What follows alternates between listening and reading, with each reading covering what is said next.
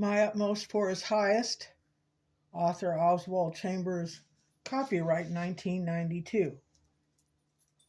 Do you worship the work? We are God's fellow workers, 1 Corinthians 3:9. Beware of any work for God that causes or allows you to avoid concentrating on Him. A great number of Christian workers worship their work. The only concern of Christian workers should be their concentration on God. This will mean that all the other boundaries of life, whether they are mental, moral, or spiritual limits, are completely free with the freedom God gives His child. That is, a worshiping child, not a wayward one.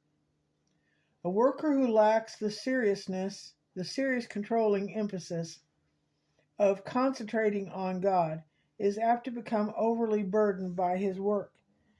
He is a slave to his own limits, having no freedom in his body, mind, or spirit. Consequently, he becomes burnt out and defeated. There is no freedom and no delight in life at all. His nerves, mind, and heart are so overwhelmed that God's blessing cannot rest on him. But the opposite case is equally true. Once our concentration is on God, all the limits of our life are free and under the control and mastery of God alone. There is no longer any responsibility on you for the work. The only responsibility you have is to stay in living constant touch with God and to see that you allow nothing to hinder your cooperation with Him. The freedom that comes after sanctification is the freedom of a child, and the things that used to hold your life down are gone. But be careful to remember that you have been freed for only one thing: to be absolutely devoted to your co-worker. We have no right to decide whether we should be placed, where we should be placed, or to have preconceived ideas as to what God is preparing us to do. God engineers everything and whatever He places on us, and wherever He places us. Our one supreme goal should be to pour out our lives in the wholehearted devotion to Him in that particular work. Whatever your hand finds to do, do it with your might. Ecclesiastes 9:10. The warning against desiring spiritual success. Do not rejoice in this, that the spirits are subject to you. Luke 10:20. Worldliness is not a trap that most endangers us as Christian workers, nor is it sin. The trap we fall into is extravagantly desiring spiritual success.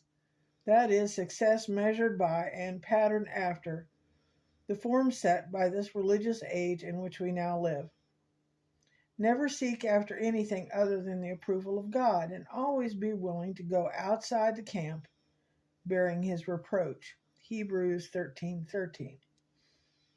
In Luke 10:20, Jesus told the disciples not to rejoice in successful service. And yet, this seems to be one thing in which most of us do rejoice. We have a commercialized view. We count how many souls have been saved and sanctified. We thank God, and then we think everything is all right. Yet our work only begins where God's grace has laid the foundation. Our work is not to save souls, but to disciple them. Salvation and sanctification are the work of God's sovereign grace, and our work as His disciples is to disciple others' lives until they are totally yielded to God.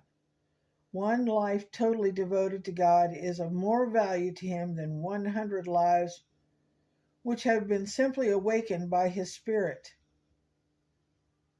As workers for God, we must reproduce our own kind spiritually, and those lives will be God's testimony to us as His worker. God brings us up to a standard of life through His grace, and we are responsible for reproducing that same standard in others. Unless the worker lives a life that is hidden with Christ and God, Colossians 3:3. He is apt to become an irritating dictator to others instead of an active, living disciple. Many of us are dictators, dictating our desires to individuals and to groups. But Jesus never dictates to us in that way. Whenever our Lord talked about discipleship, he always prefaced his words with an if, never with a forceful or dogmatic statement, you must. Discipleship carries with it an option.